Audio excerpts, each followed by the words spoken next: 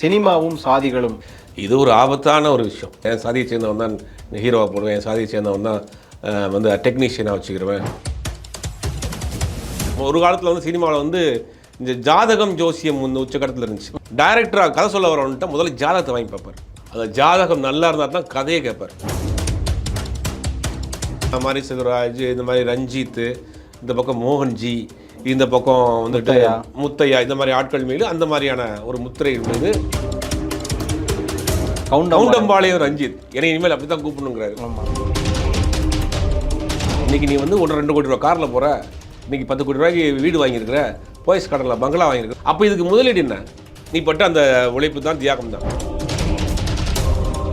மணிவண்ணன் ஒரு அவர் கூட இருந்தவர், அவரோட பிள்ளை நான் போகிறாரு. இன்னொரு தோழன் பாபுன்னு ஒரு அசிஸ்டன்ட் ஆர்டர் இருக்கு, அவர் வந்து ஹீரோ ஆக்குறாரு. பாரதிராஜ் என்ன ஜாதி, அவர் என்ன ஜாதி. ஹரி வந்து சூர்யா வச்சு நிறைய படம் பண்ணியிருக்காரு. சூர்யா அவர் ஜாதிக்காரரா? ஆட்டுக்கறி சாப்பிட்றவன்ட்டு ஒரு நாள் சுகம் கண்டுட்டா அந்த பொண்ணு அங்கேருந்து வரமாட்டான்னு ஒரு டைலாக் வச்சுக்காங்க. நாடக காதல் பண்ணுறான், ஓசிக்கா தலைவர்ன்றாங்க. இது வன்மத்தை நேரடியாக மூஞ்சியை புளிச்சு துப்புற மாதிரியான படத்தை எடுத்து வச்சிருக்கிறாங்க. மோகன்ஜி படமாக இருக்கட்டும், ரஞ்சித் நடிகர் ரஞ்சித் படமாக இருக்கட்டும், இந்த படங்கள்லாம் ஓடி இருக்கா, கமர்ஷியலாக ஓடி இருக்கா. தொடர்ந்து 2 படம் கண்டினியூஸாக ஃப்ளாப் ஆச்சுன்னா சினிமாவில் தூக்கி குப்பையில் போட்டுருவாங்க.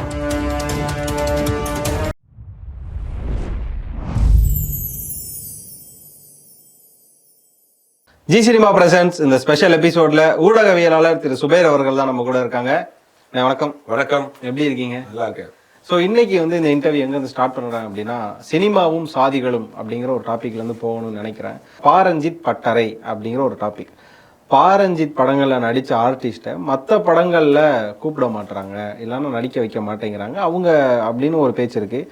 அவங்க போய் மற்ற இயக்குநர்களோட படங்களில் நடிக்க மாட்டுறாங்கன்னு ஒரு பேச்சு இருக்குது. அப்போ சினிமாவில் இருக்கக்கூடிய சாதி அரசியல் எங்கேருந்து துவங்குது? இது ஒரு ஆபத்தான ஒரு விஷயம்.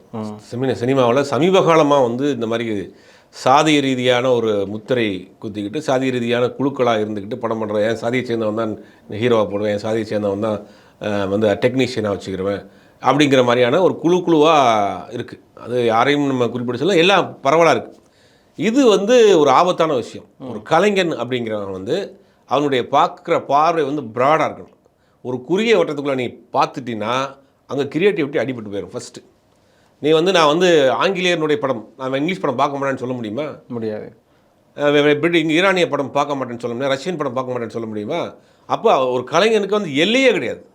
அவனுக்கு மொழி, மதம், ஜாதி, இனம் எதுவுமே இருக்கட்டும். அப்படி இருந்தால் தான் அவன் ஒரு நல்ல கிரியேட்டராக இருக்க முடியும். நீங்கள் ஒரு ஒரு ஒரு காற்றை எப்படி ரசிக்கிறோமோ, ஒரு தண்ணியை எப்படி பார்க்குறோமோ, ஒரு அருவியை எப்படி ரசிக்கிறோமோ, அந்த மாதிரி இயற்கை எப்படி நம்ம பார்க்குறோமோ, அது மாதிரி தான் கலையை பார்க்கணும்.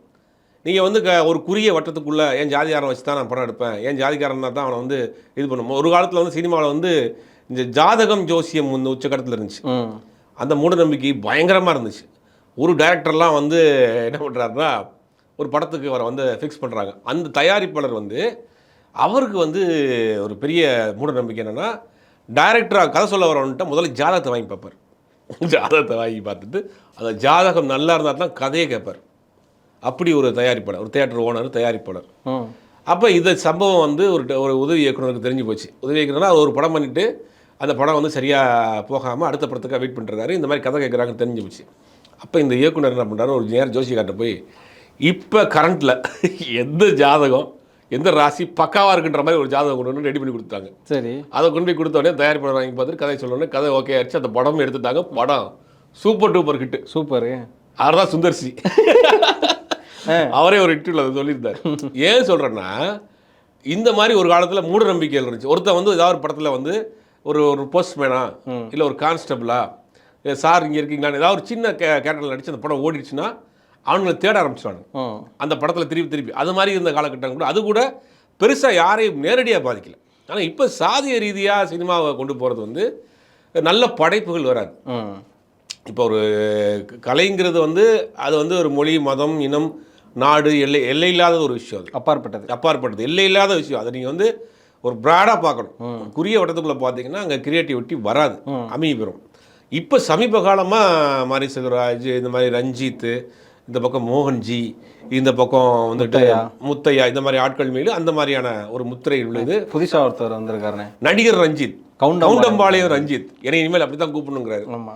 இதெல்லாம் எந்த ஒரு அற்பமான விஷயம் பாருங்க. அதாவது ஒரு அரசியல்வாதியை அடைமொழி வச்சுக்கலாம், சினிமா நடிகர் டைரக்டர் வந்து அடைமொழி வச்சுக்கலாமா? தீப்பொறி திருமுகம் மாதிரி கவுண்டம்பாளையம் ரஞ்சித், அடையார் ஆறுமுகம் மாதிரி கவுண்டம்பாளையம் ரஞ்சித், மாட்டு ரவி பான்பராக் பாலான்ற மாதிரி அடைமொழியோடு இப்போ சினிமாவுக்குள்ள இதெல்லாம் வந்து சினிமாவை அது வந்து என்னென்னா ஒரு வேறு ஒரு திசைக்கு நீங்கள் கொண்டு போகிறீங்க. இப்போ நீங்கள் ஒரு ஊர்லேருந்து கிளம்பி எங்கெங்கேயோ பல ஊர்கள்லேருந்து வர்றீங்க, அந்த சினிமா கனவுகளோட சினிமா ஆசைகளோட ஒரு 10க்கு 10 ரூமில் எடுத்து இவன் ட்ரெஸ் அவன் தூக்கி போட்டு அவன் ட்ரெஸ் அவன் தூக்கி போட்டு ஒரு நேரம் சாப்பிட்டு ஒரு நேரம் சாப்பிடாம இவன் வேலைக்கு போய்ட்டு வந்து அந்த காசை கொடுப்பான். இப்படி அவன் என்ன எந்த ஊர்லேருந்து வர்றான், அவன் என்ன ஜாதி இப்படி எதுவுமே தெரியாமல் வளர்ந்து உருவாகி நீங்கள் வந்து ஒரு படம் 2 படம் பண்ணி சக்ஸஸ் ஆனவனே நீங்கள் பேசுகிற பேச்சு காதில் ரத்தம் வந்துடும் போல. ஒரு நாள் 2 நாள் இல்லை, ஒட்டுமொத்தமாக நான்லாம் வந்து அந்த காலத்தில் நான் வந்து 10 நாள் சாப்பிடாமல் இருந்தேன், 2 நாள் வந்து வேலைக்கு போகாமல் இருந்தேன்.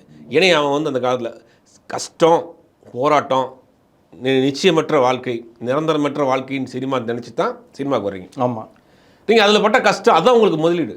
இன்றைக்கி நீ வந்து 1-2 கோடி ரூபா காரில் போகிற, இன்றைக்கி 10 கோடி ரூபாய்க்கு வீடு வாங்கியிருக்கிற, போயஸ் கார்டனில் பங்களா வாங்கியிருக்கிற, அவனை பார்த்து 10 பேர் வந்து ரோட்டில் திரண்டுறான், ஆட்டோகிராஃப் வாங்குற, எல்லோரும் வந்து ஃபோட்டோ எடுக்கிறாங்க, செல்ஃபி எடுக்கிறாங்க அப்படின்னா இதுக்கு தான் நீங்கள் கஷ்டப்பட்ட. அப்போ இதுக்கு முதலீடு என்ன? நீ பட்ட அந்த உழைப்பு தான், தியாகம் தான். இப்போ ஒருத்தர் வியாபாரம் பண்ணுறாரு, ஒரு பிஸ்னஸ் பண்ணுறாரு, ஒரு எக்ஸ்போர்ட் பண்ணுறாருன்னா அவர் தன்னுடைய உடல் உழைப்பை போட்டு தன்னுடைய மைண்டை இது பண்ணி கஷ்டப்பட்டு உள்ள முன்னேறி வந்திருப்பார். இப்போ இந்த மாதிரி புகழ் வெளிச்சத்துக்காக போகிறாரோ சில அவமானங்களை தாங்கி தான் ஆகணும், சில கஷ்டங்களை தாங்கி தான் ஆகணும். அது அதனுடைய பலனை நீ அனுபவிக்க போகிறேன். ஜெயிச்ச பிறகு நீங்கள் இது மாதிரி சொல்கிறீங்க. ஜெயிக்காமல் எத்தனை பேர் ஒன்றும் போராடிக்கிட்டு இருக்கான்? 20 வருஷம் ஆச்சு, 30 வருஷம் ஆச்சு, ஊருக்கே போகாமல், கல்யாணம் முடிக்காமல், வாழ்க்கை என்னன்னு தெரியாமல், திசை தெரியாமல், நாளைக்கு என்ன நடக்கும்னு தெரியாமல் வாழ்ந்துட்டு ஆட்கள்லாம் இருக்காங்க. அப்போ உங்களுக்கு ஒரு வாய்ப்பு வந்துருச்சு, நீங்கள் ஜெயிச்சிட்டீங்க. ஜெயிச்ச பிறகு இவங்க பேசக்கூடிய தத்துவம்லாம் சொல்கிறாங்க. இப்போ தத்துவம் சொல்கிறானுங்க, அது என்னென்னமோ சொல்கிறானுங்க, கால் மேலே காலை போட்டுக்கிட்டு நான் இப்படி நடந்தது தெரியுமா, அப்படி நடந்தது தெரியுமா, அந்த காலத்தில் அப்படி நடந்துச்சு, இங்கே ஒரு சம்பவம் நடந்துச்சு, ரைட்டு. அதெல்லாம் எதுக்கு பண்ணீங்க? அப்போ உங்களுடைய அங்கீகாரத்துக்காக நீங்கள் ஒரு தியாகத்தை பண்ணிடுறீங்க, ஒரு உழைப்பை பண்ணிடுறீங்க. ஒரு வியாபாரி தன் உடல் உழைப்பு பண்ணுறான், நீங்கள் வந்து இந்த மாதிரியான ஒரு உழைப்பு, இது ஒரு பாயிண்ட் ஆஃப் வியூவில் ஒரு உழைப்பு தான். அப்போ நீங்கள் வந்திருக்கீங்க. அப்போயெல்லாம் உங்களுக்கு ஜாதி தெரியல, அப்போயெல்லாம் உங்களுக்கு மதம் தெரியல. நான் ஏன் ஜாதிக்காரன் தான் அசிஸ்டன்ட் சொல்ல முடியுமா? ஏன் ஜாதிக்காரனுக்கு தான் படத்தை நான் டைரக்ட் பண்ணணும் யாராலும் சொல்ல முடியுமா? முடியாது. ஆனால் நீங்கள் வெற்றி பெற்ற பிறகு உங்கள் ஜாதியை முத்திரையை கொண்டு வந்து காட்டுறீங்க. அது வந்து எல்லாருக்கும் பொருந்தும். இது ஒரு ஆபத்தான விஷயம். நல்ல படைப்புகள் வராது. இப்போ நீங்கள் ரஞ்சித் கேட்டீங்க, ஏற்கனவே ரஞ்சித்தினுடைய படங்கள் நடிக்கிறவங்களை அடுத்து இது இந்த மாதிரியான ஒரு பிரிவினை உள்ள இருந்துகிட்டே இருக்கு. கேமராமேன் முதற்கொண்டு என்னுடைய ஜாதிக்காரன் தான் வச்சுக்கிறேன், மியூசிக் டேரக்டராக இருக்கிறவன் என்னோட ஏதாவது வெளில அங்கே இதாக இருக்கணும் அப்படிங்கிற மாதிரியான ஒரு பார்வை வந்துருச்சு. இப்போ இந்த ரஞ்சித் பட்டேலேருந்து வரக்கூடிய ஆட்கள், தினேஷ் நல்ல நடிகர் தான், கலையரசன் நல்ல நடிகர் தான், ஏன் அவர் அடுத்தடுத்து பயன்படுத்த மாட்டேங்கிறாங்க? அப்போ அங்கே அந்த ஒரு குழுவாக இருக்குது. இப்போ சினிமாக்குள்ளே ஜாதிய ஒரு குழுவாக இருக்குது. இது ஒரு ஆபத்தான விஷயம். நல்ல படைப்புகள் வராது. அவங்கள கொஞ்ச நாள் அழிஞ்சிக்கிறது. அவங்கள்ட்ட நல்ல ப்ராடக்ட் வரலன்னா அவங்கள யார் கூப்பிட போகிறா? அடுத்து கமர்ஷியல் அப்படி அவங்க பணம் பண்ண முடியாங்க. இது அவங்களுக்கே ஒரு தவறான விஷயமாக தான் போய் முடியும். இப்போ இது குறிப்பிட்ட கேள்வியாக பாரஞ்சித்து மாரி செல்வராஜுக்கு வைக்கிறேன் அப்படின்னா, இவங்க படங்களில் நடித்தவங்களுக்கு தான் மற்ற படங்களில் வாய்ப்பு கிடைக்க மாட்டேங்குது. இப்போ முத்தையா படங்களில் நடித்த கார்த்தி அவர்கள் பார்த்தீங்கன்னா பொன்னியின் செல்வன்லேருந்து எவ்வளோ படம் நடிச்சிட்டு இருக்காரு. இன்னொரு பக்கம் நம்ம மோகன்ஜி படத்தில் நடித்தவங்களும் வேறு படங்களில் நடிச்சிட்டு இருக்காங்க அப்படின்லாம் இருக்குது. ஆனால் பாரஞ்சித் மாரி செல்வராஜ் இவங்க படங்களில் நடித்தவங்களுக்கு தான் வாய்ப்பு கிடைக்க மாட்டேங்குது. அதான் கேள்வி. இப்போ இல்லை, நீங்கள் முத்தையா படத்தை எடுத்திங்கன்னா கார்த்தின் ஆல்ரெடி எக்ஸ்டாப்ளிஷ்ட் ஆக்டர். முத்தையா படத்தில் ஒரு படத்தில் நடிச்சிருப்பார், 2 படத்தில் நடிச்சிருப்பார், அடுத்து போயிட்டே இருக்கிறாருல்ல. இவங்கெல்லாம் இப்போ தான் அப்கமிங். அதாவது நம்ம கலையரசனாக இருக்கட்டும், தினேஷாக இருக்கட்டும், இப்போ தான் அப்கமிங். அப்படிங்கும்போது அவங்கள வந்து பிராண்ட் பண்ணுறாங்க. அது ஒரு தவறான விஷயம். இப்போ முத்தையா படத்தில் நீங்கள் சொன்னீங்கன்னா அவங்க ஆல்ரெடி எக்ஸ்டாப்ளிஷ்டான ஆட்கள். முத்தையா கூட நம்ம இவரை வச்சு ட்ரை பண்ணார், நம்ம கௌதம் கார்த்திகை வச்சு. அது கூட பெருசாக போகல. முத்துராமலிங்கம் அது பெருசாக போகல. அடுத்து நம்ம இவர் ஆர்கே சுரேஷ் அவரும் ட்ரை பண்ணி பார்த்தாரு, அவரும் பெருசாக.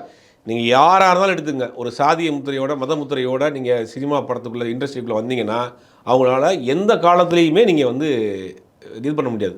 நீங்கள் என் ஜாதிக்காரன் மட்டும்தான் படம் பார்க்கணும்னு நீங்கள் சொல்ல முடியுமா? தேட்டரில் என் மதத்துக்காரன் மட்டும் தான் படம் பார்க்கணும்னு சொல்ல முடியுமா? அது ஒரு என்டர்டெயின்மெண்ட்டு. அது 2 மணி நேரம் போகிறீங்களா, அவனை மறக்க வைக்கணும். அவன் ஏதாவது பிரச்சனையாக போகிறான், சந்தோஷமாக சிரிச்சுட்டு வரணும், இல்லாட்டி அழுதுட்டு வரணும், இல்லாட்டி சண்டை போட்டு வரணும், ஏதாவது அவனை அதில் வந்து ஃபுல்லாக இன்வால்வ் ஆகி வரணும். அதை விட்டுட்டு நீங்கள் வெளியே வந்தீங்கன்னா இந்த மாதிரி வரும். இப்போ இந்த நீங்கள் முத்தியா கேட்டதுனால சொல்கிறேன், முத்தியா வந்து ஆல்ரெடி அவர் எக்ஸ்டாப்ளிஷான ஹீரோட தான் பண்ணார். ஃபஸ்ட்டு படம் சசிகுமார் கூட பண்ணார், ஆல்ரெடி சசிகுமார் எக்ஸ்டாப்ளிஷ்டு. அடுத்து கார்த்தியோட பண்ணார். கொஞ்சம் எக்ஸ்டாப்ளிஷான டேரக்டர் ஹீரோட நடிச்சதுனால அவங்களுக்கு அந்த இது வரல. இப்போ இவர்கிட்ட வந்து அப்கமிங் இப்போ தான் வரக்கூடிய நடிகராக இருக்கிறதுனால அவங்களுக்கு அந்த உள்ளுக்குள்ளே அந்த ஒரு பார்ஷியாலிட்டி ஓடிட்டே தான் இருக்குது. இப்போ நான் வேற படங்களுக்கான ஒரு ஆடிஷன்ஸ் நம்ம அட்டன் பண்ணும்போதோ அப்படி இல்லை ஒரு படத்துக்கு இது மாதிரியான ஒரு டீம் அப்ரோச் வருதுன்னு சொல்லி அந்த இடங்களில் கலையரசனோ இல்லைனா நம்ம தினேஷ் அவர்களோ இல்லைனா அவர் டீமில் நடித்த ரித்விக் கலந்து நிறைய பேர் இருக்காங்க. இவங்க போய் அப்ரோச் பண்ணும்போது அங்கேருந்து என்ன மாதிரியான பதில்கள் வரும்? நம்ம ஒரு யூகத்தில் சொல்லுவோம்ல, அதை நேரடியாக சொல்ல மாட்டாங்க. அதை வந்து நேரடியாக யாருமே காமிச்சிட மாட்டாங்க. உடனே போனோடனே கட்டி பிடிச்சிடுவாங்க. வாங்க பஸ், அவங்க அந்த படம் பார்த்தேன் பண்ணிட்டீங்க, அதாவது சான்ஸே இல்லை, அடுத்து நீங்கள் உங்களுக்கு தான் நேஷனல் அவார்டு அப்படி பாருங்க. போனவொடனே அவனுக்கு வாய்ப்பு கொடுக்காதுன்னு இதுதான் இதுவா ரியலாகவே நடிப்பானுங்க. அதாவது ரியலாகவே வந்து பார்த்தோன்னே கட்டி பிடிச்சி பார்க்க வணக்கம் ஒன்று போடுவாங்க சினிமாவில். நெஞ்சு அப்படி பிடிச்சி ஒரு வணக்கம், நெஞ்சில் ஹார்ட் அட்டாக் வந்த மாதிரி ஒரு வணக்கத்தை போடுவாங்க. இதெல்லாம் வந்து வெளியில் இருக்குது. ஆனால் உள்ளுக்குள்ளே ஒரு பாலிடிக்ஸ், ஒரு ஜாதி அரசியல் அப்படி போயிட்டே இருக்கும். வெளியில் பேசுகிறது வந்து நீங்கள் நானும் ஒன்று, நமக்கு இருக்கிற இது வம்பு அப்படின்ற மாதிரிலாம் வீரவசனம்லாம் பேசுவாங்க. உள்ளுக்குள்ளே வந்து ஒரு அரசியல் வந்து ஒரு சாதி அரசியல் இப்போ ஒரு ஆபத்தான விஷயம் போயிட்டுருக்கு. இந்த நேரத்தில் நம்ம அப்படியே ஒரு சின்ன ஒரு ஃப்ளாஷ்பேக் போனோம்னா, இயக்குனர் பாரதி ராஜா வந்து ஒரு நல்ல கிரியேட்டருங்கிறது உலகத்துக்கு தெரியும் கண்டிப்பான. அதையும் தாண்டி ஒரு நல்ல மனிதர் அப்படிங்கிறதுக்கு நிறையா விஷயங்கள் உதாரணமாக சொல்லலாம். அதாவது யாராவது தன்னுடைய கூட ஒரு பேட் எடுத்துக்கிட்டு அசிஸ்டன்ட் ஒரு கேப்பை பிடிச்சிட்டு நின்றுட்டு இருக்க ஒரு பையனை டப்புன்னு ஹீரோவாக்கி ஒரு அழகு பார்த்து அவனுக்கு ஆள் உயர கட் அவுட் வைக்கிற மனசாட்சி யாருக்கு வரும்? அந்த மனசு யாருக்கு வரும்? பாரதி ராஜா பலருக்கும் பண்ணியிருக்காரு. பாக்யராஜ்னு அவருடைய அசிஸ்டண்டாக இருக்கிற ஒருத்தர் அவரை பார்க்குறாரு, இன்னிலேருந்து நீ தான் என் படத்துக்கு ஹீரோ அப்படின்னு அவர் ஹீரோ ஆகுறாரு. அவரை கொண்டு போய் பெரிய பெரிய ஆள் உயர கட் அவுட் வைக்கிறாரு, அவரை உச்சி வந்து கொண்டாடுறாரு. அடுத்தடுத்து அவருக்கு பில்டப் பண்ணிப்பார். அவர் என்ன ஜாதி பார்த்தார்? பாரதி ராஜா என்ன ஜாதி, அவர் என்ன ஜாதி? மணிவண்ணன் அவர் கூட இருந்தவர், அவரோட பிள்ளை நான் போகிறாரு. இன்னொரு தோழன் பாபுன்னு ஒரு அசிஸ்டன்ட் இருக்குது, அவர் வந்து ஹீரோ ஆக்குறாரு. இப்படி தன்னுடைய கூட இருக்கிற ஆட்கள், தெரிஞ்ச ஆட்களை எத்தனையோ பேர் நடிகராக இருக்காரு, தயாரிப்பாளராக இருக்காரு, டைரக்டராக இருக்கிறாரு. தன் கூட ஒர்க் பண்ண கதையாசிரியர்கள் படம் படம் இவர் பண்ணி கொடுத்துருக்காரு. தன்னிடம் அசிஸ்டண்டாக இருந்த பிஆர்ஓவாக இருந்தால் ப்ரொடியூசராக இருக்கார். சித்ரா லட்சுமணன் வந்து பாரதி ராஜா அவரோட உதவியாளராக இருந்தவர். அவர் ஒரு பத்திரிகையாளர் ப்ளஸ் பிஆர்ஓ. அவர்கிட்ட வந்து கேட்குறாரு, நான் ஒரு படம் பண்ணணும். ஒரு பிஆர்ஓ வந்து எனக்கு ஒரு படம் பண்ணி கொடுங்கன்னு கேட்குறாரு. அதான் மன்வாசனி. அவரை தயாரிப்பாளராக இருக்கிறார். அன்றைக்கி ஒரு பீக் டேரக்டர். இவரை வச்சு பூஜை போட்டு பாரதிராஜா இளையராஜா பூஜை போட்டாலே 5 நிமிஷம் இல்லாமல் படத்தை எடுத்துடலாம். அது பாரதிராஜாவுக்கும் தெரியும். கையில் காசையில் அன்றைக்கி வந்து இசைஞானி இளையராஜாவின் இசையில் பாரதிராஜா டைரக்ட் பண்ணுறாரு. யார் ஆர்டிஸ்ட்டுக்கிட்ட சில வேணாம். அன்றைக்கி காலைல பூஜை போட்டோன்னா சாயங்காலம் ஆல் ஏரியா சோல்ட் அவுட்டு படம் விற்று லாபத்தை எடுத்துடலாம். இது பாரதிராஜாவுக்கும் தெரியும். ஆனால் தன் கூட இருக்கிற ஒரு உதவியாளர் வந்து கேட்குறாரு, நான் தயாரிப்பாளராக போகிறேன். அது யாராவது ஒத்துக்கிறதுக்கு முதல்ல மனசு வேணும்ல. கண்டிப்பாக நான் உனக்கு தயாரிப்பாளராக இருக்கிறேன், என்னை வச்சு பூஜை போட்டுக்க, படம் முடிஞ்சு அந்த படம் தான் மண் வாசனை பெரிய கிட்டு. இந்த மாதிரி அவர் என்ன ஜாதி பார்த்தார்? சித்ரா ராஜ்மன் என்ன ஜாதின்னு தெரியுமா? பாரதிராஜா அவர் என்ன ஜாதின்னு தெரியுமா? பாக்யராஜ் என்ன ஜாதின்னு பார்த்தா இது பண்ணார். வேறு ஒரு தேசத்துலேருந்து வந்தவர் விஜயன், கேரளாவிலேருந்து, அவருடைய உதவியாளர் தான். அவர் வந்து இடமராத போக்கில் அவர் ஒரு ஹீரோ ஆக்குறார். அதுக்கு விஜயன் வந்து கொண்டாடப்படக்கூடிய ஒரு நடிகராக, தவிர்க்க முடியாத ஒரு நடிகராக மாறினார். ஆனால் இப்படியெல்லாம் அவர் எந்த ஜாதி பார்த்தார்? தமிழர் மட்டும் தான் நடிக்க வைப்பேன் அப்படின்னு சொன்னார். என் விஜயனை கொண்டு நடிக்க வச்சார். உதிரி பூக்கள்ங்கிற பெரிய ஹிட் படம் கொடுத்த ஒரு நடிகர். அதுக்கு நிறைய வாய்ப்புகள் வந்துச்சு. பாக்யராஜ் எந்த ஜாதி பார்த்தாரு? அதான் ஒரு கலைஞன் பார்க்குற பார்வை பிராடாக இருக்கணும். ஒரு குறுகிய வட்டத்துக்குள்ளே ஜாதி மாதம் நீங்கள் பார்த்தீங்கன்னா குறுகிய வட்டத்துக்குள்ளே நீங்கள் போயிடுவீங்க. அதனால தான் இன்றைக்கி ஒரு 40 வருஷத்துக்கு மேலேயும் தமிழ் இண்டஸ்ட்ரியில் டைரக்டர் அப்படிங்கிற ஒரு பேர் பாரதிராஜா தான். நீங்கள் இண்டஸ்ட்ரியில் போய் டைரக்டர் அப்படின்னா பாரதிராஜான்னு சொல்லுவாங்க. அதுக்கு ஒரு சின்ன சம்பவம், பிதாமோகன் படத்தினுடைய ப்ரிவியூ ஷோ போடுறாங்க. சரி, பிரசாந்த் லேபில் நைட்டு படம் ரிலீஸ் ஆகிறதுக்கு முதல் நாள் ஃபுல்லாக இருக்குது. ஆடியன்ஸ் தேட்டர் ஃபுல்லாக, ப்ரிவியூ தேட்டரில் முக்கியமான சினிமா ஆட்கள் எல்லாம் இருக்கும். படம் போட்டு ஒரு 5 நிமிஷம் இருக்கும். டேரக்டர் வந்து எங்கேயோ வெளியில் வரவர் ஃப்ளைட்டில் வந்து இறங்கி இங்கே வர்றதுக்கு ஒரு 10 நிமிஷம் லேட் ஆகிடுச்சு. தேட்டருக்குள்ளே பிரசாந்த் லேபுக்குள்ளே அவர் வர்றாரு. வந்தவொடனே ஒரு சவுண்ட் மட்டும் கேட்குது. டேரக்டர் வர்றாரு அப்படின்னா டப்புன்னு ஆடியன்ஸ் தேட்டர் எல்லாமே சினிமா ஆட்கள் அப்படியே எந்திரிச்சு நின்னாங்க. தேட்டர் லைட் போட்டாங்க. லைட் போட்டோடனே திருப்பி படத்தை ஒரு 10 நிமிஷம் முன்னாடி வந்து போட்டு தான். அப்போ அவர் டைரக்டர் வர்றாரு அப்படின்னே மொத்தம் சினிமா இண்டஸ்ட்ரி எந்திரிச்சு நிற்கிதுன்னா அவர் மேல் உள்ள மரியாதை. அந்த மரியாதை எப்படி வந்துச்சு? சொல்லியாக கொடுத்தாரு, தானாக வந்தது. ஏன்னா அவர் நடந்துக்கிட்ட முறை. ஒரு புது பையன் ஒரு சின்ன படம் எடுத்து ஹிட் ஆகிட்டா போதும், அவனுக்கு ஃபோனை போட்டு அவனை கொண்டாடி தீட்டுருவார். அவன் நேரம் அவனை கூப்பிட்டு போய் வீட்டில் வச்சு அவனுக்கு ஒரு பெரிய விருந்தை கொடுத்து, என்னையா படம் பண்ணிட்டுருக்கேன், நான் ஓட்டலாம், நான் கற்றுக்கிறேன்னையா இப்படிலாம் அவனை சொல்லி ஒரு அந்த மனசு இருக்கு இல்லையா, அதெல்லாம் இன்றைக்கி இருக்கக்கூடிய யாருக்கு இருக்குது? அவன் எந்த ஜாதிக்காரன் பார்த்தார்? அவர் பாலச்சந்தர் எந்த ஜாதிக்காரன் பார்த்தா ரஜினிகாந்த் அறிமுகப்படுத்தினார். அவர் வேற ஒரு மாநிலத்தை சேர்ந்தவர். ரஜினிகாந்த் வந்து இந்த ஜாதிக்காரன் பார்த்தாரா? பாலச்சந்தர் மேலே சில விமர்சனங்கள் வச்சுருந்தாலும் கூட அவர் ஓவரால் நாசர்னு ஒரு நடிகர் இன்ட்ரடியூஸ் பண்ணுறாரு. அவர் மதத்தை சேர்ந்தவரா? ரகுமான் ஒரு ஆர்டிஸ்ட் இங்கே வந்து இன்ட்ரடியூஸ் பண்ணுறாரு. அவர் மதத்தை சேர்ந்தவரா? அப்போ ஒரு கலைஞனுடைய பார்வை வந்து ப்ராடாக இருக்கும். ஜாதி மதத்துக்குள்ளே போயிடுச்சுன்னா அந்த கிரியேட்டிவிட்டி அங்கே அடிபட்டு போயிடும். இது ஒரு ஆபத்தான நிலைமையை நோக்கி சில சில்லறை வேலைகளை இந்த சினிமாவில் செஞ்சுட்டு இருக்காங்க. அது அவர்கள் தலையில் அவர்களே மண்ணவாரி போட்டுக்க போகிறாங்க. இப்போ ஜாதி எங்கேருந்து தொடங்குனது அப்படின்னு ஒரு கேள்வியை கேட்டோம்னா பிறகு நிறைய பேர் சொல்லுவாங்க பாரஞ்சித் வந்ததுக்கப்புறம், முத்தையா வந்ததுக்கப்புறம், மாரி செல்வராஜ் வந்ததுக்கப்புறம் தான் ஜாதி தொடங்குச்சு அப்படின்னு. அதுக்கு முன்னாடியே போனோம் அப்படின்னா நம்ம சின்ன கவுண்டர் படமாக இருக்கட்டும், அதுக்கப்புறம் நாட்டாம பாதம் பட்டாது, எஜமான் காலடி மண் எடுத்து நெத்தியில் போட்டு வச்சுக்க அப்படிங்கிற மாதிரியான படங்கள்லாம் ஒரு பக்கம் அதுவும் ஜாதியை பேசுது. இப்போ இந்த எஜமான் காலத்துக்கும் பாரஞ்சித் காலத்துக்கும் நடுவில் ஒரு காலம் இருந்தது. ஹரி இவங்கள் மாதிரியான நாட்கள் வரும்போதே பார்த்தீங்க அப்படின்னா ஹரியுமே ஒரு வித ஜாதியை உள்ள பேசினாருங்கிற மாதிரியான விஷயங்கள்லாம் சினிமாவில் சொல்லுவாங்க. எல்லா படங்கள்லையுமே அவர் ஒரு குறிப்பிட்ட சமூகத்தை பேசுறது, அந்த தெய்வத்தை வச்சு நாங்கள் வந்து நாராயணசாமி கும்பிட்றவங்கன்ற மாதிரியான பேசுறதா இருக்கட்டும், பெண்கள் இப்படி பார்ப்போன்றதா இருக்கட்டும், அது மூலமாக ஹரி ஒரு பக்கம் பேச ஆரம்பிச்சாரு. சண்டைக்கோழி படத்தில் வைக்கக்கூடிய அந்த ஒரு பாட்டாக இருக்கட்டும், இது மாதிரியான இடங்கள்ல ஹரி இவங்கெல்லாம் பேசும்போது ஆனால் அவங்க தெரியாமல் போயிட்டாங்க அப்படிங்கிற ஒரு விஷயம் இருக்கு. அப்போ சினிமா தொடங்குனதுலேருந்து இப்போ வரையுமே ஜாதி இருக்குது தானே? இருக்கும், ஆனால் அது அங்கங்கே இருக்கும். வரதராஜா வரத்தில் கிழக்கு சீமையை பார்த்தீங்கன்னா அவர் சார்ந்த அவருடைய சமுதாயம் சார்ந்த நாங்களாம் சாமி கும்பிட்றோம்டா அங்கே அந்த அது வந்து அந்த வட்டாரத்தில் யார் மேஜராக இருக்காங்களோ அவங்களை பற்றிய படம். புதுமை பெண் ஒரு படம் பண்ணுறார். அதுலேருந்து என்ன பாரதிராஜா படத்தில் என்ன சாதி வந்துச்சு. ஹரி வந்து அந்த திருநெல்வேலி தூத்துக்குடி பகுதியை சேர்ந்த கதைக்களமாக எடுக்கிறப்ப அதை வந்து மையப்படுத்தியிருக்கார். சின்ன கவுண்டர்னு ஒரு படம் வந்து கோயம்புத்தூர் பேக்ட்ராப்பில் எடுக்கிறப்ப அங்கே சில எந்த மேஜராக இருப்பாங்களோ அதை பற்றின கதையாக இருக்கும். பாரஞ்சித் வந்து மெட்ராஸ்னு ஒரு படம் எடுக்கிறப்ப மெட்ராஸ் வட சென்னையினுடைய கலாச்சாரத்தை சொல்கிற படமாக இருக்கும். அங்கங்கே ஜாதி வந்துச்சு, அதெல்லாம் பிரச்சனையே கிடையாது. இப்போ ஜாதியை வைத்து சினிமாவைக்குள்ளே பார்க்குறது தான் பிரச்சனை. நீங்கள் எந்த ஜாதியை ஒரு ஒரு கதை நடக்குது, ஒரு கதைக்களம் வந்து ஒரு ஒரு ஒரு இடத்துல நடக்குது, திருநெல்வேலி நடக்குதுன்னா திருநெல்வேலியில் நடக்கக்கூடிய எந்த சாமி இருக்குது, எந்த பேக்டாப்பில் நடக்குங்கிறது அதை சொல்லித்தான் ஆகணும். வடசென்னை நீங்கள் மையப்படுத்தி கடை எடுக்கிறப்ப அந்த கடலை காமிச்சு தான் ஆகணும், அந்த மீனவர்கள் வாழ்க்கை காமிச்சு தான் ஆகணும், சரி, வடசென்னை கலாச்சாரத்தை காமிச்சு தான் ஆகணும். இதில் தவறே கிடையாது. அந்த கதைக்கு அதெல்லாம் தேவைப்படும், அது தவறு கிடையாது. அதை தாண்டி ஏன் டெக்னீஷியன் ஏன் ஜாதிக்காரன் தான் எனக்கு ஹீரோவை போடுவேன், ஏன் ஜாதிக்காரனுக்கு தான் நான் வாய்ப்பு கொடுப்பேன், நீங்கள் அங்கே ஒரு நல்ல நடிகரை நல்ல டெக்னீஷியன் நீங்கள் இழந்துடுறீங்கல்ல, அதுதான் பிரச்சனை. இப்போ நீங்கள் அந்த படங்கள்லாம் பார்த்தீங்கன்னா ஒரு படங்களில் அந்த மாதிரியான ஒரு சில சிலிண்டு வந்திருக்கும், அந்த கதைக்கு தேவைப்பட்டிருக்கு எடுத்திருப்பாங்க. தொடர்ந்து அதே மாதிரியான படங்கள் பண்ணலைங்களா?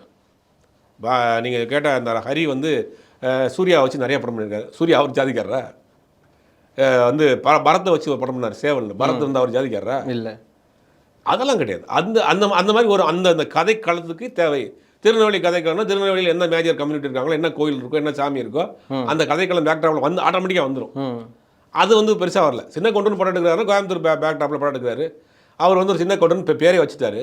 அப்படின்னு அந்த சமூகத்தை சுற்றி இருக்கிற கதை. அடுத்து சிங்காரவேலன் ஒரு படம் இருக்காரு, அது எங்கே அவர் ஜாதி வந்துச்சு, அது முழுக்க முழுக்க ஒரு காமெடி படம்.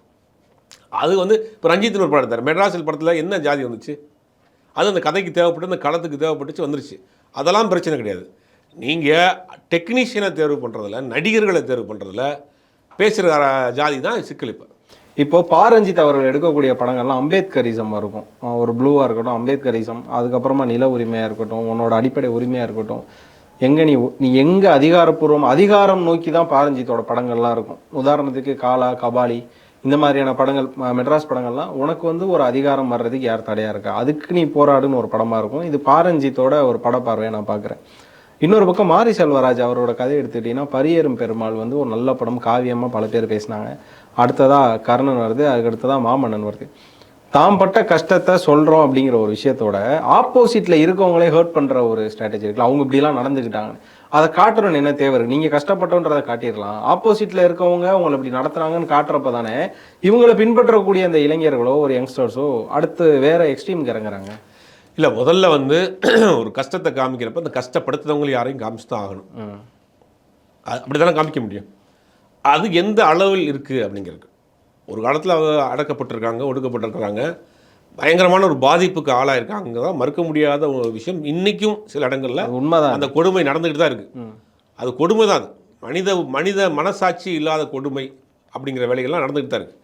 அதை வந்து அவங்க பதிவு பண்ணுறப்ப நீங்கள் ஆப்போசிட் சைடையும் காட்டித்தான் ஆகணும். யார் என்னை ஒருத்தர் அடிச்சிட்டார் அப்படிங்கும்போது யார் அடிச்சிட்டாருங்கிறது சொல்லணும்ல, ஆட்டோமேட்டிக்காக அந்த அந்த பாயிண்ட் ஆஃப் வியூவில் வந்துடலாம். அதை வந்து இவங்க வந்து என்னுடைய பாயிண்ட் ஆஃப் வியூ என்னென்னா அவங்க கொஞ்சம் நாசுக்காக தான் சொல்கிறாங்க. ஆனால் நீ அது வந்து இன்னும் கொஞ்சம் ஸ்ட்ராங் ஆயிருமோங்கிற ஒரு பயம் இப்போ வந்துருச்சு. ம். அதை வந்து கொஞ்சம் நாங்கள் ஒரு அடுக்க, அதாவது கர்ணன் படத்தை எடுத்திங்கன்னா கர்ணனில் பெருசாக எந்த சாதியையும் குறிப்பிட்டு சொல்ல, ஒரு கிராமத்தில் ஒரு பஸ் நிற்காமல் போச்சு, அது நடந்த ஒரு அது உண்மையாக நடந்த ஒரு சம்பவம், பொடியன் குளம் நடந்த சம்பவம். அது மாறி அது டேரெக்டாக அந்த பேரை வச்சு தான் பெரிய பிரச்சனையாக இருக்கும். அதனால் மாறி அந்த பேரை மாற்றி அதை வந்து ஒரு மாதிரி பண்ணியிருக்காங்க. ஒரு சின்ன சம்பவம் எப்படி ஜாதி சண்டையாக மாறிச்சு அப்படிங்கிற ஒரு நல்ல விஷயம் அது. ஆக்சுவலாக வந்து கர்ணன் படத்தினுடைய அந்த தீம் வந்து 2 சின்ன பசங்களுக்குள்ள நடந்த ஒரு விஷயம் எப்படி ஜாதி சண்டையாக மாறுச்சுங்கிறத சொல்கிற விஷயம். ஆனால் அதை வந்து ஆப்போசிட் பார்ட்டிக்கு ஒன்று நம்ம தான் அப்படிங்கிற மாதிரியான ஒரு இதாகிடுச்சு. அதில் பெருசாக எந்த ஜாதியும் ஒரு குறிப்பிட்டு சொல்லி இன்றைக்கி நேரடியாக மதத்தை வந்து இது பண்ணக்கூடிய படங்கள் நிறைய வர ஆரம்பிச்சு, ஓப்பனாக பேசக்கூடிய படங்கள். ஆமாம், காஷ்மீர் ஃபைல்ஸ் மாதிரியாக இருக்கட்டும், இந்த மாதிரி கேரளா ஸ்டோரியா மாதிரி நேரடியாகவே அதை வந்து ஒரு இல்லாத ஒரு விஷயத்தை தப்பாக ப்ரொபகண்டா பண்ணக்கூடிய படங்கள் இருக்குது. எனக்கு அதெல்லாம் இவங்க இங்கே கம்பேர் பண்ணி பார்க்குறப்ப இது பரவாயில்லன்னு தோணுது. பெருசாக அவங்க வந்து எதை நேரடியாக தாக்குதல் பண்ணல. அங்கே ஒன்று இங்கே ஒன்று குறியீடுகளாக போட்டிருந்தா கூட அதுக்கு பதில் அவங்களும் ஒரு குறியீடாக ஒரு படத்தை போட்டு எடுத்துறாங்க. ஆனால் அதுவே தப்பு, நம்முடைய கலாச்சாரத்துக்கு அது தவறான விஷயம். ரெண்டாவது நீங்கள் கேட்குறீங்க, அந்த மாதிரி அடக்கப்பட்ட விஷயத்தை படம் எடுக்கிறப்ப ஆப்போசிட் விஷயத்தை காட்டித்தான் ஆகணும். யார் செய்தார்கள் அப்படிங்கிற விஷயம் ஆட்டோமேட்டிக்காக வந்துடும். எனக்கு தெரிஞ்சு இனிமேல் அதெல்லாம் தேவையில்லைன்னு நினைக்கிறேன். இனிமேல் வந்து கலை சார்ந்த படங்கள் எடுக்கலாம், அதுக்குள்ளே சில விஷயங்கள் உண்மையான நடந்த விஷயங்களை சொல்லலாம். அது கொஞ்சம் மேலோட்டமாக சொல்லிட்டு போகிறது நல்லது. அதாவது தான் பட்ட கஷ்டத்தை சொல்கிறதுக்கே தயங்குறாங்க. இதுதான் ஒன்லைன் வச்சுக்கோங்களேன். அப்படியே ஆப்போசிட்டில் ஒரு ஜேர்னர் எடுத்துப்போம், கவுண்டமலைன்னு ஒன்று வந்தது. ஓப்பனாக சொல்கிறாங்க, நம்மக்கிட்ட வந்து மிடுக்கு இருக்குது, துடுக்கு இருக்குது, நம்மலாம் வந்து இந்த மாட்டுக்கறி சாப்பிட்றவங்க அப்படிங்கிற ஒரு விஷயம். மாட்டுக்கறி சாப்பிட்றவன்ட்டு ஒரு நாள் சுகம் கண்டுட்டா அந்த பொண்ணு அங்கேருந்து வரமாட்டான்னு ஒரு டைலாக் வச்சு அந்த படத்துலையா. ஸோ இப்படியா வந்து ஒருத்தவங்களை டைரக்ட் அட்டாக் பண்ணுறது இருக்குல்ல, அப்படி ஒருத்தவங்க பண்ணுறாங்க, அவங்கள நான் வெட்டி கொள்றேன், இனிமேல் இப்படிப்பட்ட தப்பை பண்ணுறேன் எவன்டா, இனிமேல் அவங்களுக்கு நான் எமன்டா அப்படிங்கிற ஒரு அற்புதமான டைலாக்லாம் வச்சிருக்காரு அந்த படத்தில். தான் பண்ணுறது ஒரு எப்படி சொல்கிறது, நாடக காதல் அப்படிங்கிற ஒரு விஷயத்த அவங்க கான்செப்ட் என்ன எடுத்துகிட்டு தான் இருக்காங்க. தான் ஒருத்தவங்களுக்கு மேலே இருக்கோங்கிறத அவங்க வந்து இவ்வளோ தைரியமாக சொல்கிறாங்க. இப்போ இதுக்கான ஒரு பார்சியாலிட்டியிலே சினிமாவில் இருக்குது தானே. இந்த மாதிரியான படங்களையும் மக்கள் ரசிக்க மாட்டாங்க. மோகன்ஜி படமாக இருக்கட்டும், நடிகர் ரஞ்சித் படமாக இருக்கட்டும், இந்த படங்கள்லாம் ஓடி இருக்கா, கமர்ஷியலாக ஓடி இருக்கா, பொதுஜனம் ஏற்றுக்கிச்சு அந்த படத்தை. கர்ணனை கொண்டாடுற மாதிரி பரியேறும் பெருமாள் படம் பார்த்துட்டு பரியேறும் பெருமாளுடைய பாராட்டு விழாவில் பாரதிராஜா அவர்கள் பேசினதெல்லாம் வந்து தலையில் தூக்கி வைக்காத குறை தான். கண்டிப்பாக ரஞ்சித்தை கடைசியில் ஒரு ஷாட் வச்சுருப்பாங்க, 2 கிளாஸ் அப்படின்னு புல்லரிச்சு அவர் எக்ஸ்பிளைன் பண்ணுறப்ப அந்த படத்தை திருப்பி பார்க்குற மாதிரி தோணும். ஒரு டீ, ஒரு டிகாஷன் டீ, நடுவில் ஒரு பூ வச்சிருப்பாங்க. இதெல்லாம் இப்போ அந்த படத்தை ஒரு சாதி மதங்களை தாண்டி கொண்டாடுறாங்க. இந்த படத்தை யார் கொண்டாடுவா? இந்த மாதிரியான படங்கள் நேரடியாகவே தாக்குதல், நாடக காதல் பண்ணுறான், ஓசிக்கா தலைவர்ன்றாங்க. இது வன்மத்தை நேரடியாக மூஞ்சியை புளிச்சு துப்புற மாதிரியான படத்தை எடுத்து வச்சிருக்கிறாங்க. இந்த படம் பொதுமக்களே பார்க்க மாட்டாங்க. இது இந்த மாதிரி படங்கள் வந்து எந்த படம் போயிருக்கு. அப்போ வந்து படம் பார்க்கக்கூடிய ரசிகர்கள் வந்து அதை வந்து ஒரு கலையாக தான் பார்க்குறாங்க. இந்த மாதிரியான படங்களை மக்களே கொண்டாட மாட்டாங்க, மக்களே தள்ளிடுவாங்க. காஷ்மீர் ஃபைல்ஸ் எங்கே ஓடிச்சு, ரஜாக்கர் ஒரு படம் பல கோடி ரூபாய் எடுத்து அந்த படம் எங்கே ஓடிச்சு வந்தது கூட தெரியாது. நம்ம தான் பேசிக்கிட்டு இருக்கோம் அந்த படத்தை பற்றி, நம்ம தான் பேசணும் அதை பற்றி. ஆமாம், அதனால் இந்த மாதிரியான படங்களை மக்கள் ஏற்றுக்க மாட்டாங்க. அப்போ நீங்கள் வந்து உங்களை அடக்குமுறைக்கு ஆளாயிருக்கீங்க, அதை வழியை சொல்லக்கூடிய படமாக இருந்தாலும் அதுவும் ஒரு லிமிட்டு. அதனால தான் இவங்க சக்ஸஸ் பண்ண முடியுது. இவங்களுக்கு அந்த லிமிட்டு தெரியாமல் நேரடியாக பழிச்சு துப்பிடுறதுனால அதை வந்து மக்களை மொத்தத்துக்கு அதை வந்து பண்ண மாதிரி படங்கள் இதாக ஆச்சு. ஆனால் ரெண்டுமே என்ன கேட்டால் வந்து என்னென்னா, இந்த மாதிரியான ஒரு வன்மத்தை பேசக்கூடிய படங்களை வந்து கொடுக்கறது வந்து நல்ல படைப்புகள் வெளியே வராது. இப்போது இந்த ஒரு சூழல் மாறும்னு நினைக்கிறீங்களா? தொடர் ஒரு பக்கம் வந்து இந்த சாதிகள்லாம் நாங்கள் இப்படி ஒரு படம் எடுப்போம், இந்த சாதிகள்லாம் இப்படி ஒரு படம் எடுப்போம்னு கலை வந்து சாதிய ரீதியாக மாறுதில்லை, இது மாறும்னு நினைக்கிறீங்களா? இதுக்கு ஒரு முடிவு வரும்னு நினைக்கிறீங்களா? கண்டிப்பாக முடிவு வரும். அவர்களுக்கு ஒரு முடிவு வந்துடும், அவங்களுக்கான முடிவு வரும். கண்டிப்பாக அந்த மாதிரியான முத்திரை குத்தப்பட்ட இயக்குநர்கள் வரக்கூடிய படங்களை மக்கள் புறக்கணிச்சிடுவாங்க. இவன் ஒரு வன்மத்தை கக்க மாதிரியான படம் பண்ணுறான், இவன் இந்த மாதிரியான முத்திரைன்ற மாதிரி மைண்ட் செட் அப்படி போயிடுச்சுனாலே அவன் படம் பார்க்குற ஆசை போயிடும். அப்போ என்ன தான் நீங்கள் நல்ல காவியமாக எடுத்து வச்சிருந்தாலும் அவனுக்கு அந்த மைண்டு தான் ஓடும். இவன் அந்த ஜாதிப்பாவன், இவன் இந்த அப்படிங்கிற மைண்ட் செட்டு அவனுக்கு உள்ளே வந்துட்டாலே அந்த படம் நல்ல படம், ஒரு காவியமாக ஒரு படம் எடுத்து வச்சுருந்தா கூட அந்த மாதிரியான ஒரு நெகட்டிவ் தாட்ஸ் உள்ளே போயிடுச்சுன்னா அந்த படம் பிடிக்காது. ஊரில் ஒரு பழமொழி சொல்லுவாங்கல்ல, பிடிக்காத பொண்டாட்டி கை பட்டாலும் குத்தம், கால் பட்டாலும் குத்தங்கிற மாதிரி அந்த மாதிரி மைண்ட் செட் வந்துச்சுன்னா ஆட்டோமேட்டிக்காக இவங்க போயிடும். இவங்களுடைய 2 படம் இந்த மாதிரி ஆட்களுக்கு ஃப்ளாப் ஆச்சுன்னா இவங்கெல்லாம் எங்கே இருக்கானே தெரியாது. தொடர்ந்து 2 படம் கண்டினியூஸாக ஃப்ளாப் ஆச்சுன்னா சினிமாவில் தூக்கி குப்பையில் போட்டுருவாங்க. அடுத்த ஒருத்தன் புதுசாக ஒரு பையன் இங்கே தான் கிளம்பி வந்துடுவான் 5 அங்குன்னு. அதனால் நிறைய பேரை சினிமா பார்த்துருக்கு, நிறைய பேரை தூக்கி வச்சிருக்கு, நிறைய பேர் தூக்கி குப்பையில் போட்டிருக்கு. சினிமா வெளிச்சம்ங்கிறது ஒரு நாள் கிடைக்கிற அந்த விட்டில் பூச்சி வெளிச்சம். இதுதான் நிரந்தரமான வந்து சூரிய வெளிச்சம் நினச்சிட்டு இருக்காங்க இங்கே இருக்கக்கூடிய இயக்குநர்கள், கிரியேட்டர். ஒரு படம் ஜெயிச்சிட்டோம், 2 கார் வாங்கிட்டோம், பங்களா வாங்கிட்டோம், நமக்கு பின்னாடி ஒரு ஜாதி இருக்குது, அதெல்லாம் வந்து நத்திங். அது வந்து ஒரு நாள் தெரியக்கூடிய விட்டில் வெளிச்சம். 2 படம் நீங்கள் தோல்வி கொடுத்துட்டீங்கன்னா உங்களை எவனும் திரும்பி பார்க்க மாட்டான். நீங்கள் எங்கே இருக்கிற ஃபோனை நீங்கள் அடித்த ஃபோனை கூட அட்டன் பண்ண மாட்டாங்க, அந்த மாதிரி ஆயிரும். ஆனால் இதெல்லாம் வந்து ஒரு காலத்தில் முடிவுக்கு வரும், ஆல்மோஸ்ட் முடிவுக்கு வரப்போகுது. அடுத்து வரக்கூடிய சில படங்கள்லாம் வந்து அந்த லிஸ்ட்டில் தான் இருக்குன்ற மாதிரி தகவல் வருது. வெயிட் பண்ணி பார்ப்போம். ஓப்பனாக சொல்லியிருக்கேன் என்ன படம் அப்படிங்கிறது. இல்லை சொல்கிறேன், இந்த மாதிரியான ஜாதிய ரீதியான முத்திரை கொடுத்தப்பட்டவருடைய இயக்குநர்களுடைய படங்கள்லாம் அந்த மாதிரி தான் இருக்குது அப்படிங்கிற மாதிரி தகவல் வருது. அது மொத்தமாக அந்த மாதிரியான தோல்விகள் தொடர் வர்றப்ப இவர்களை ஆட்டோமேட்டிக்காக அவங்க வாய்ஸ் கம்மியாயிரும். ரொம்ப ஈகராக இருக்கணும் இந்த ஒரு முடிவு எந்த மாதிரி சூழலில் எப்படி வருதுன்னு பார்க்குறதுக்கு. ஏன்னா இது மிக விரைவில் வந்துடும், மிக விரைவில். இந்த மாதிரியான ஆல்ரெடி இந்த சில இயக்குனர் படங்கள்லாம் வந்து பெருசாக வந்து போகலை, அது எதிர்பார்ப்புகளும் இல்லை. அப்படிங்கிற மாதிரி தொடர்ந்து 2 பக்கமுமே இந்த மாதிரியான தோல்விகள் வரிசையாக வர்றப்ப ஆட்டோமேட்டிக்காக புதிய சிந்தனைகள், புதிய இளைஞர்கள் சினிமாவுக்கு வந்துடுவாங்க, புதிய ஒரு கதவு ஒன்று ஓப்பன் ஆகும். அப்போ இந்த மாதிரியான இந்த விஷயங்கள்லாம் காணாமல் போயிடும். தொடர்ந்து பேசுவோம், நிறைய விஷயங்கள் பேசுனீங்க, ரொம்ப நன்றி.